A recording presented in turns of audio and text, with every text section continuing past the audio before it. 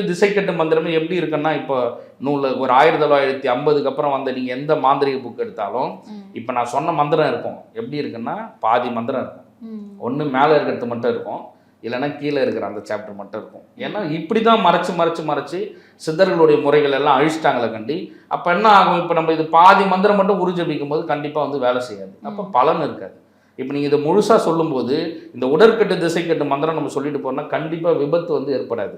நீங்கள் இதை நீங்கள் பிரயோகம் பண்ணுறீங்க அப்படின்னா ஒரு நம்மளுடைய கர்ம பலனாலேயோ இல்லை பிறர் செய்யக்கூடிய செய்வினை பலன்கள்னாலேயோ நமக்கு விபத்து ஏற்பட்டால் கூட நமக்கு ஒன்றுமே ஆகாது.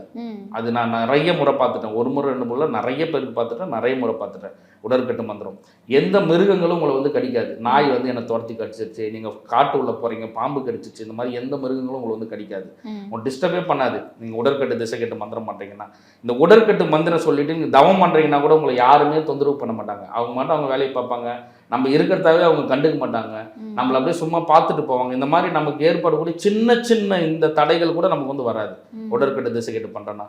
அது இது அப்படி இப்படின்னு எப்படி பார்த்தாலும் இதுதான் ஹிட்டான ஆஃபர்.